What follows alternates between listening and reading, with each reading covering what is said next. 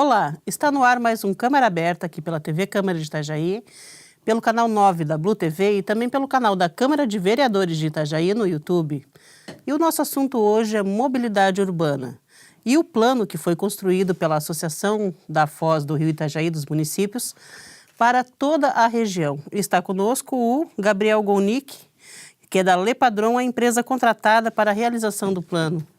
Seja muito bem-vindo aqui ao Câmara Aberta, Gabriel. Obrigado, Elis. Boa noite. Então, esse foi o plano construído, ou parte dele, pelo menos, né? Para todas as cidades: Itajaí, Bombinhas, Porto Belo, Itapema, Camboriú, Navegantes, Penha, Pissarras, Luiz Alves e Ilhota. Todas essas cidades filiadas à ANFRE. Cada um recebeu um livro, né? Nós estávamos lá, inclusive, foi no dia 29 de agosto, se eu não me engano, né? Como vocês foram contratados, Gabriel? Qual era o objetivo? O que a ANFRE pediu para a empresa de vocês quando estava pensando em fazer o plano? Bem, o plano ele é uma necessidade, né, de todos os municípios que possuam mais de 20 mil habitantes ou que sejam pertencentes a regiões metropolitanas, como é o nosso caso, ou que se enquadrem em outros critérios da lei. É uma lei de 2012 que se chama Política Nacional de Mobilidade Urbana e ela obrigava a todos os municípios com essas características a terem seus planos de mobilidade urbana realizados, concluídos num período de 3 anos a partir de abril de 2012.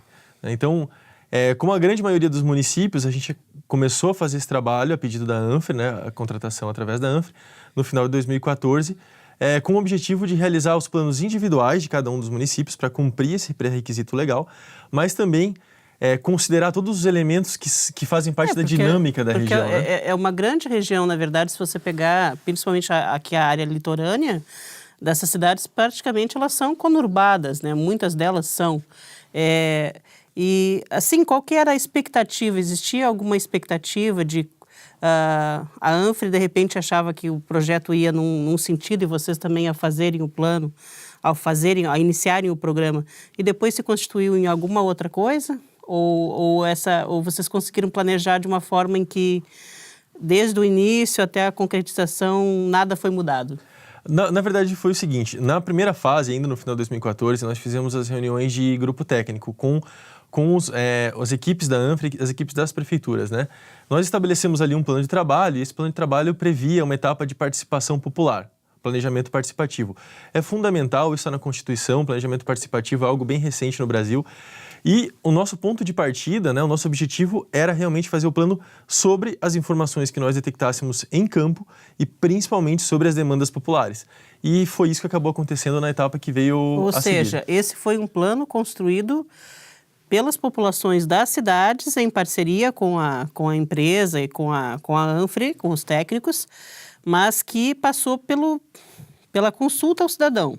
Você tem ideia, assim, de quantas pessoas, em média, estiveram envolvidas nas reuniões, a depender do local da cidade, claro, né? Nas cidades menores, com exceção de Porto Belo, que teve a melhor participação percentual de toda a ANFRE, nós tivemos uma média menor, né, em relação até à proporção, mas nós devemos ter aí em torno de 650 participantes na primeira etapa, que foi das consultas públicas, certo? Depois nós tivemos... Isso nas 10 cidades? Nas 10 cidades, o total, né? Em Itajaí, a gente teve 376 propostas elaboradas nas oficinas só de consultas públicas, né? Só nas 7 consultas públicas que foram realizadas no início de 2015.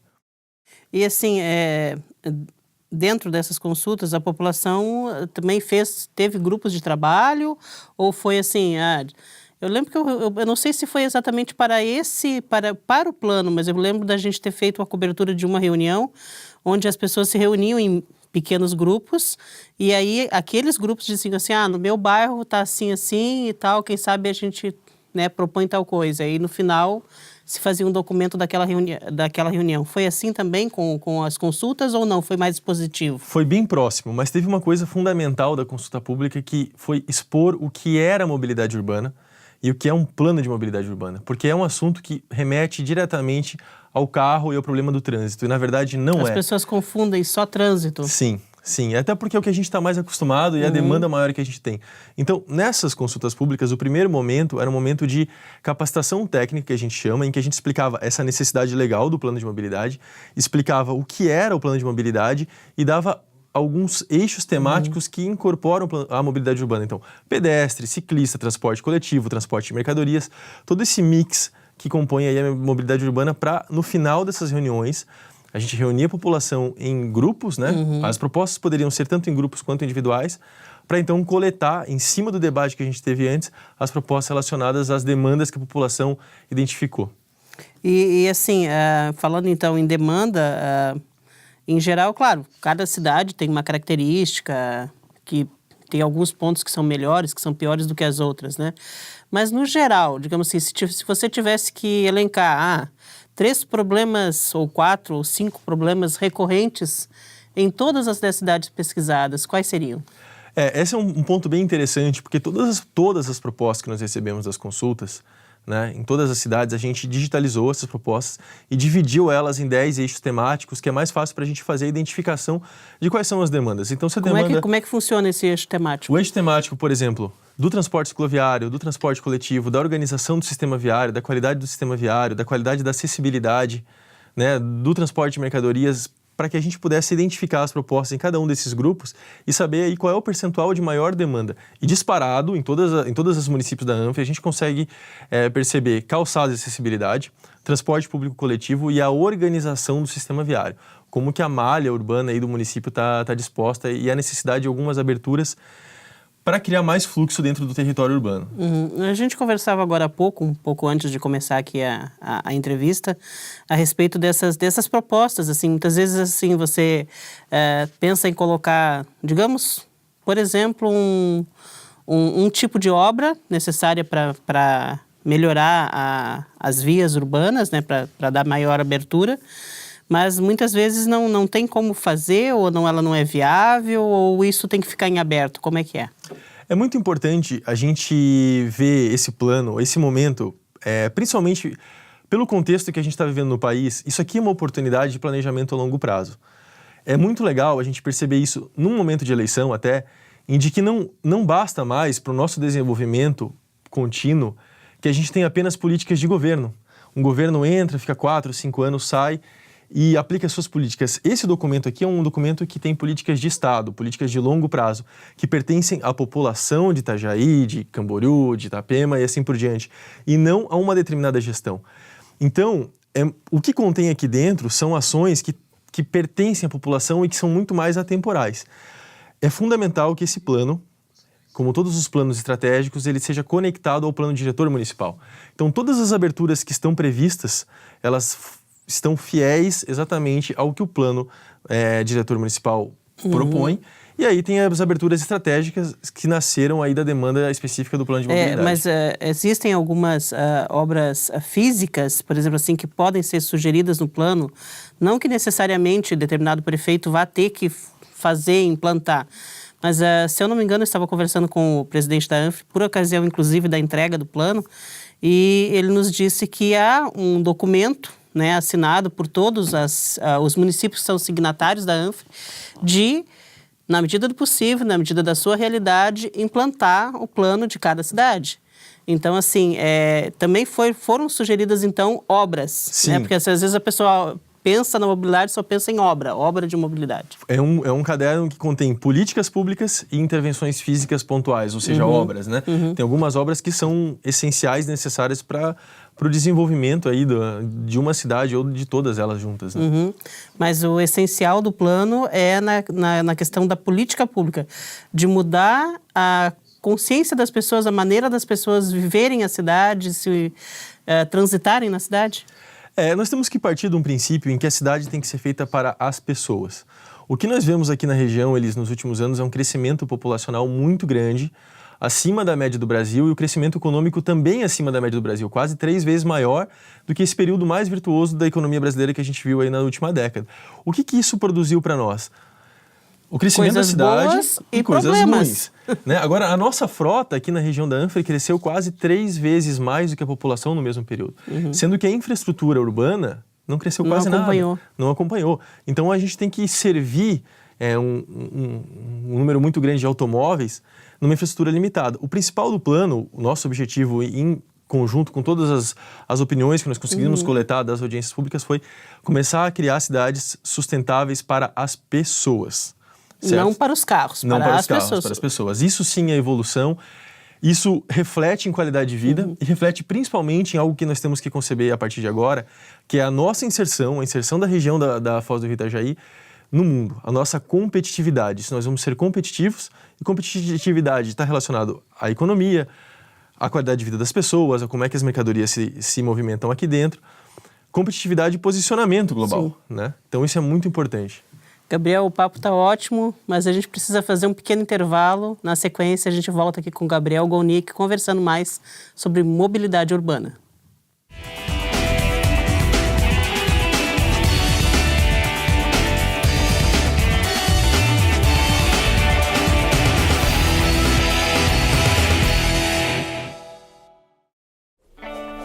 Repolitizar é a nossa nova maneira de fazer política.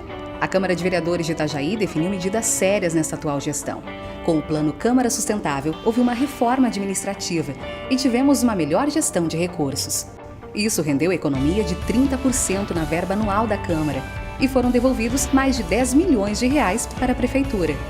Isso mostra uma gestão eficiente, comprometida e com resultados consistentes. Venha com a gente repolitizar.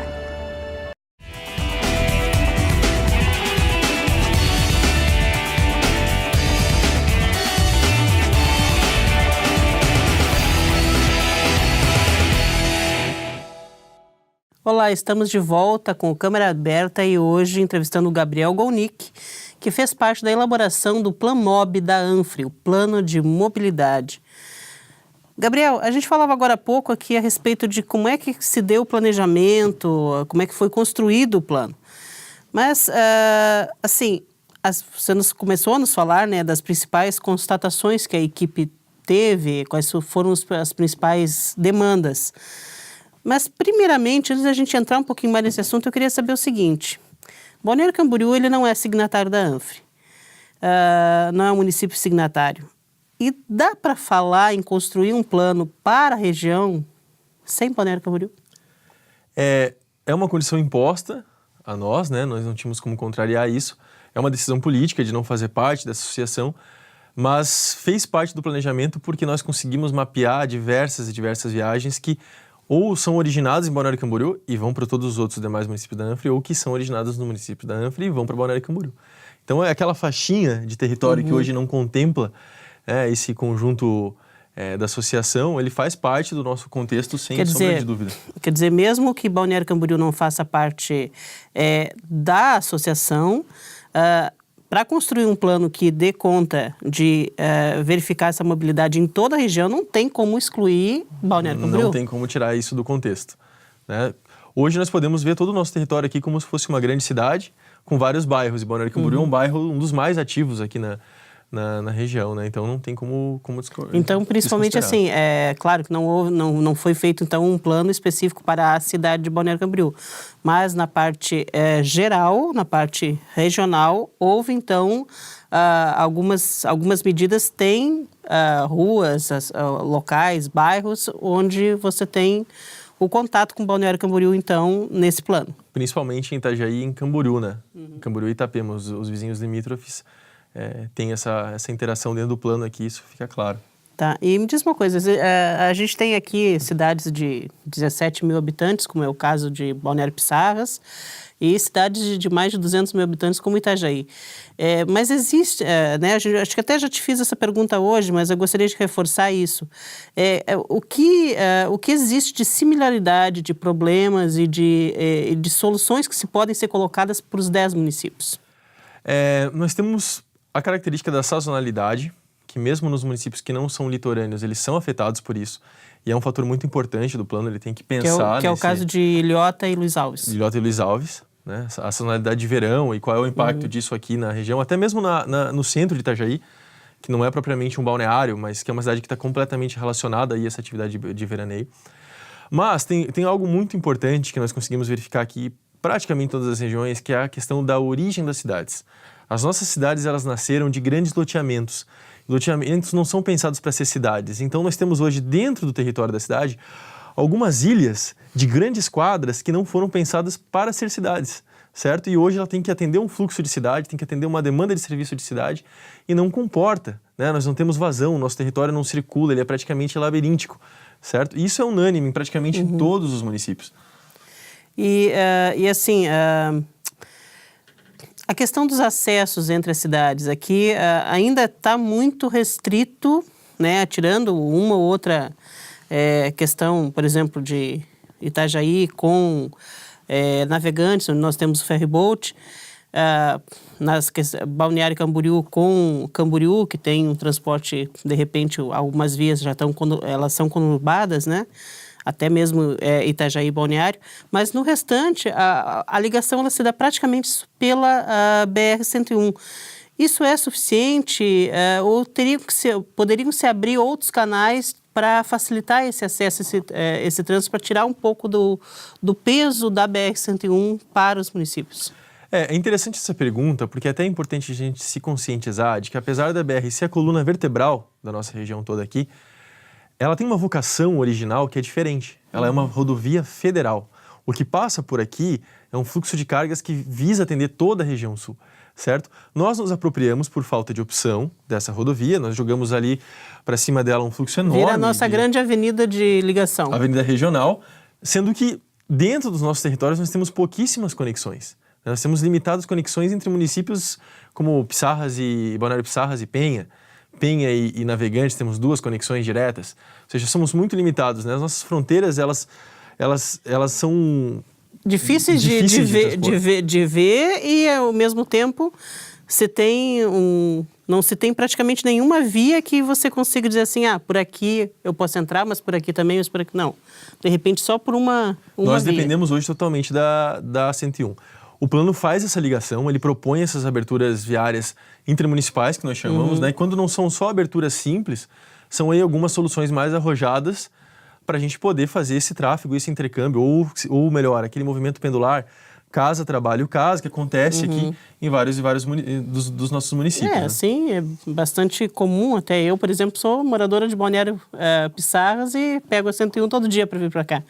Mas, assim, em relação a isso, até existe algum plano, foi constatada a necessidade de uma melhoria do transporte público entre esses municípios, não apenas dentro do próprio município, mas entre os municípios, exatamente até para tirar um pouco essa questão do carro? É fundamental e é o cerne da questão do plano de mobilidade, né, Elis? Existe uma ferramenta muito importante, a gente até já recomendou para os prefeitos da ANFRE se atualizarem a respeito disso, que se chama o Estatuto da Metrópole. Ele é bem recente, ele é de 2015, né, e ele dá aos municípios pertencentes a regiões metropolitanas a possibilidade de se estruturar. Né, estruturar as demandas e a oferta de serviços que pertencem a essa determinada região. Isso é muito importante para que a gente possa vir a criar aí um sistema integrado de transporte, é fundamental. Né? Nós não podemos chegar a 2025, prazo final, teoricamente, de vigência desse plano, tendo sistemas tão fragmentados como a gente tem hoje, sem integração. Dentro desse contexto, nós temos que ter um sistema integrado, com bilhetagem eletrônica, certo? Entre todos os municípios, se possível, com bilhete em comum, com tarifação única e, principalmente, entre Itajaí e Navegantes, algumas ações mais pontuais que visem o transporte coletivo e não o transporte de carro. Então, é impossível hoje a gente pensar em colocar uma ponte no centro das 2 cidades por questões de valor. Já é difícil sem ponte. Sem ponte. Né? Mas nós temos que Já pensar... tem pouco espaço. Se nós criássemos uma ponte hoje, com o vão necessário para a navegabilidade do canal, ela seria uma ponte exclusiva ao carro. Nós traríamos para dentro da cidade mais carros, mais caminhões. E não é isso que nós queremos para a cidade saudável. Principalmente o impacto na foz do rio, que talvez não seria conveniente. Há alguma proposta para isso, Gabriel? Na questão do ferryboat, principalmente? Sim. Nós temos uma proposta que foi unânime, né, uma convenção entre as 2 equipes técnicas das 2 prefeituras, que é transformar o ferry do centro exclusivo para pedestres e ciclistas. Então, eliminar o transporte de carro no centro das 2 cidades e tornar ele exclusivo para transporte para pedestres e ciclistas, mas com um porém fundamental: conectado nas 2 margens com um sistema de transporte coletivo eficiente. Sim, porque senão não tem como, né? Porque hoje você vê filas quilométricas ali tanto aqui na margem de Itajaí quanto na de Navegantes também, que ficam aquelas filas intermináveis de carros para entrar no acesso ao ferryboat. Quer dizer, mas você não tem um ponto de ônibus, uma linha de ônibus exatamente perto do ferryboat, nem aqui nem lá. Não tem conexão nenhuma, né? São sistemas completamente separados. A gente tem que pensar em integrar esses sistemas até em forma de política tarifária. Né? Nós temos que pensar a região toda conexa, né? E é muito importante, até para a gente poder utilizar eles, a margem do rio, como uma área para a utilização das pessoas. A gente vê no calçadão da Beira-Rio como aquilo é um espaço que é bem utilizado, e é muito legal porque a visão que nós temos de navegantes, né? Se Navegantes estiver bem, nós temos uma visão bonita. Se Itajaí estiver bem, Navegantes tem uma visão bonita. Então a gente fazer esse tratamento de orla, humanizar isso e concentrar o transporte coletivo eficiente é fundamental. Mas para isso nós precisamos ter outras alternativas para o carro, porque existem demandas que tem que cruzar o rio, serviços de transporte, de emergência, serviços públicos que tem que ter essa E mesmo essa pessoas que trabalham lá e trabalham aqui, mas se, quer dizer, de repente se você trabalha, sei lá, no aeroporto, digamos, né? Às vezes até compensa, de repente, ele fazer um sistema de carona coletiva e tal, para todas as pessoas que vão para o mesmo local. Mas fora isso, tem que colocar transporte coletivo, senão não tem como viabilizar. Exatamente. E aí tem outras alternativas que é fazer a reformulação da balsa, onde ela existe hoje, certo? Para que ela possa ser mais estruturada para carros, não o ferry, né? A balsa. E aí nós temos as alternativas mais tradicionais, que seriam as propostas do túnel, que já são até mais antigas, e que nós temos que pensar em começar a viabilizar isso para um futuro. Tem um dado muito interessante com relação a essas viagens intermunicipais, que é o seguinte: nós perdemos por ano 1% do nosso PIB com custo de produção sacrificado, que é o que toda a região da Foz do Rio Itajaí deixa de produzir por ano com aquele tempo em que ela fica no trânsito ou no tempo de deslocamento casa, trabalho, casa. Isso é em torno de 250 milhões de reais que nós perdemos ou que deixamos de ganhar por ano, que poderiam ser convertidos a ganhos em infraestrutura e qualidade de vida. É claro, você não tem como eliminar o carro, mas se você conseguir reduzir pelo menos e estimular o uso de transporte, não sei ainda se a gente ainda tem tempo nesse bloco para falar sobre isso, mas tem muita proposta aí, por exemplo, para fazer o transporte aquaviário, o transporte marítimo entre essas cidades. Você acha que isso é viável ou isso é alguma coisa que foi colocada por pessoas que não entendem da viabilidade técnica de se fazer isso? É muito interessante porque é natural que as pessoas olhem o mar todos os dias e vejam naquilo ali um potencial para deslocamento, né? E não cabe aí comparativo com outras regiões do planeta ou até próximas, porque nós temos condições de navegabilidade muito complicadas, né? O nosso mar ele é tranquilo e calmo poucos dias do ano.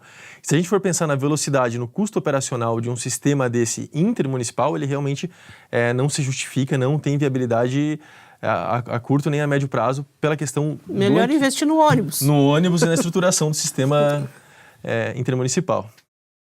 Gabriel, a gente vai ter que fazer mais um intervalinho. Na volta, a gente volta falando mais e aí vamos falar aqui da nossa cidade, Itajaí. Até já.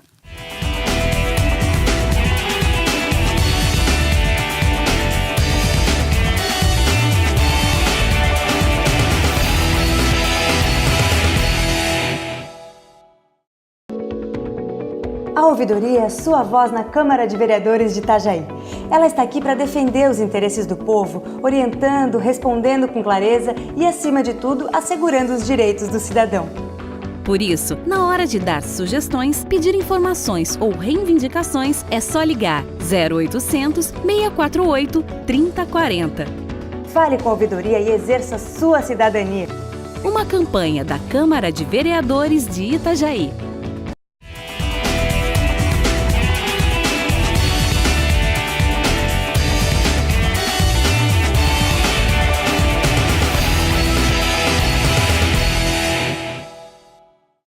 Voltamos aqui com o último bloco do Câmara Aberta, hoje entrevistando o Gabriel Golnick, que é da empresa que fez o Plan Mob da Anfre.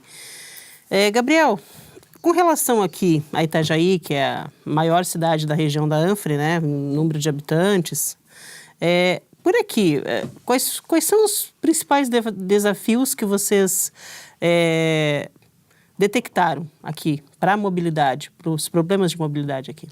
Até como a gente comentou no bloco anterior, nós temos o mesmo problema de conexão da malha viária, é muito complicado, né? Somos uma cidade labiríntica, tem poucos eixos de vazão, a gente vê que as últimas gestões, elas vêm conseguindo estruturar um pouco melhor a cidade, mas não conseguem acompanhar o crescimento.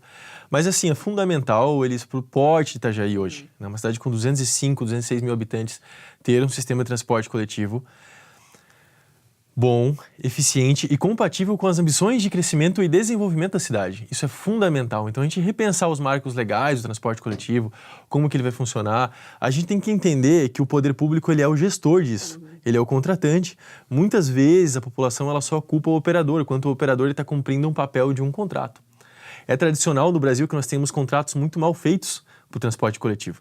Certo? Então, nós temos que repensar esse marco legal. O operador tem sim que ter seu lucro, mas ele tem que oferecer um serviço de transporte para clientes, para pessoas. Certo? É muito importante que a gente pense nisso. Renovação de frota, utilizar veículos de piso baixo, acessíveis, com ar-condicionado, Wi-Fi, que sejam aí de fato compatíveis. Menos poluentes também. Menos poluentes, combustíveis alternativos são, né, inegáveis, é uma tendência que a gente não pode negar, mas para ele ser competitivo com o carro. Certo? Isso é muito, muito importante. E para isso, para ser competitivo com o carro, necessita de mais horários, mais linhas, que realmente ele flua, ele não fique preso, o ônibus não fique preso no engarrafamento? Exatamente. A gente tem aí a proposta de 12 quilômetros de corredores exclusivos de ônibus na cidade, né? Dividido em 4 ou 5 eixos, para a gente ter aí vias expressas de transporte coletivo. Que isso são já está no plano. Isso é o que está no plano. Já está no plano. E aqui, a Câmara de Vereadores, no ano de 2011, se eu não estou enganada, teve uma comissão parlamentar de estudos a respeito do transporte coletivo exatamente. No final surgiu um documento, né, o relatório dessa comissão, em que dizia que apenas na época, 2011, 8% da população utilizava o transporte coletivo para se deslocar na cidade, principalmente entre trabalho e casa, né? E a maioria era carro. Isso se manteve? Vocês também conseguiram detectar a mesma linha ou está pior hoje? Se mantém, é pior. Tem um item assustador de Itajaí, da pesquisa, que nós fizemos uma pesquisa no total da ANFRE com 7 mil entrevistados, pesquisas domiciliares para conseguir mapear essas viagens. Itajaí realiza 60% das suas viagens por veículos individuais motorizados, ou seja, 13% de moto, 47% com carro. É muito, muito baixo para uma cidade desse porte. E na nossa pesquisa ainda temos só apenas 7% de transporte coletivo. Você vê que bate. Mas o mais interessante, Elisa... A gente apontava lá 8% em 2011, agora você me fala em 7%. É provável que vá piorar. Porque se nada for feito, né, não é um cenário pessimista, nós trabalhamos com 3 cenários no plano, mas se nada for feito, num período de 10 anos, continuando aí essa política de aquisição dos automóveis e tal, a crise dá uma freada um pouco nisso. Mas nós vamos ter um cenário muito pior em que a percentual de usuários do transporte coletivo tende a reduzir para 4% nos próximos 10 anos, se nada for feito. O que quer dizer isso? Pode até ser que no número geral de pessoas nós temos mais pessoas utilizando o transporte coletivo, mas como percentualmente, numa população maior que nós vamos ter daqui a 10 anos, se a gente tiver um ganho pequeno no usuário do ônibus, ele ainda vai fazer com que diminua esse percentual. Então é assustador, a gente tem que reverter isso. E isso passa necessariamente por também uma mudança de uma conscientização da população, mas no momento em que, se ela vai sair para o trabalho e ela não tem uma linha adequada para chegar até o seu trabalho, ela vai passar muito tempo transitando na cidade com várias linhas de ônibus, fatalmente vai acabar optando pelo carro.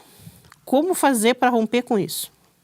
Através de planejamento de longo prazo. É o único meio que a gente tem, principalmente nesse momento que a gente vive no país agora, em que a gente tem a impressão de que algumas coisas não deram certo, é hora da gente começar a pensar a longo prazo e ações que sejam voltadas à nossa realidade. Você sabe que tem uma coisa muito interessante na questão do projeto e plano de mobilidade?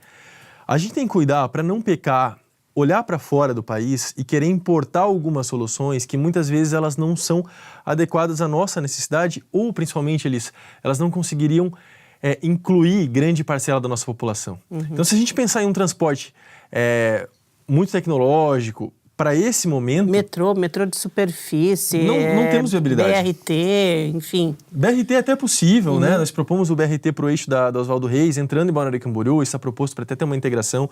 Em um segundo momento, quando tenhamos viabilidade econômica para isso, versatilizar esse corredor para utilizar o VLT. É importante que a gente também vá acompanhando. Mas quem sabe um BRT híbrido no começo já seria... interessante para dar suporte a essa demanda, né? E como aqui a gente tem, além disso tudo, né, nós temos gargalos. Nós temos gargalos no trânsito hoje na cidade, né? Temos a Rótula do Vanoli, a Rua Silva, o acesso a Reinaldo Schmidhausen, a frente da Univale. mesmo que sejam assim, ainda é uma cidade que não se pode ainda reclamar muito do trânsito, porque se compararmos com outras cidades maiores ou iguais, às vezes a gente pode até estar um pouco melhor. Mas mesmo assim, são gargalos, mesmo assim, causa transtorno. Existe alguma sugestão de obra para melhorar isso ou não? Ou simplesmente o foco realmente tem que ser só na conscientização das pessoas? Nessa questão de abertura viárias, nós temos 54 aberturas viárias propostas no plano de mobilidade que já são aí casadas com a do plano diretor, certo? Mas quando a gente fala em soluções muito pontuais, foi uma decisão até em conjunto com a equipe técnica da prefeitura de não apontar eles a solução exata, se vai ser viaduto, se vai ser rotatória, se vai ser uma trincheira. Para a gente deixar para o momento de projeto, para captação de recursos e tudo mais, ver qual que é a solução ideal para aquele ponto. E também para não engessar a prefeitura. O plano, Tá, e em relação aos caminhões, assim, hoje a gente tem muitas ruas sendo tomadas como se uma via portuária fossem, e não são. A solução não tem jeito, tem que fazer a via portuária? É imprescindível se a cidade desejar continuar no futuro a otimizar principalmente a sua atividade portuária, né? É muito importante isso. Então, é algo que não pode mais ser postergado, digamos assim. Isso também está no plano? Está no plano. Existe algum... fora do que foi proposto do projeto do governo federal, enfim, para fazer? Assim, ele não é um projeto, né? Isso aqui são um conjunto de diretrizes, então é importante ter a via portuária. Então é interessante, Elis, que nesse plano a gente tem a perimetral oeste, que é muito importante que venha acontecer para a cidade. Que ligaria o que aqui? Há uma ponte que a gente propôs para Navegantes, dos Salceiros à Volta Grande, né, em Navegantes. E aí faria essa via perimetral, ela é praticamente uma segunda marginal da BR-101 para absorver esse tráfego pesado. Dentro da cidade, é fundamental que nós façamos uma política de controle dos veículos pesados, né? Tem veículos pesados que devem passar pela cidade o tempo inteiro, que faz parte da atividade, mas eu estou falando de uma outra mercadoria, não a portuária, estou falando da mercadoria que abastece a cidade. Sim. Insumos básicos, né? Gasolina, combustíveis, insumos de supermercado que estão abastecendo a cidade frequentemente, tem que ter um controle de tamanho dos veículos. Horário para descarga. Horário para descarga é fundamental. Horário para rodar dentro da cidade. Para o nosso porte de cidade tem que ter isso aí. E ainda não foi pensado isso? Já está dentro do plano, a gente já tem uma proposta com perímetro, foi discutido com a prefeitura também. Claro, é um perímetro básico, depois a gente tem que fazer os seus ajustes, né, no momento de implantação.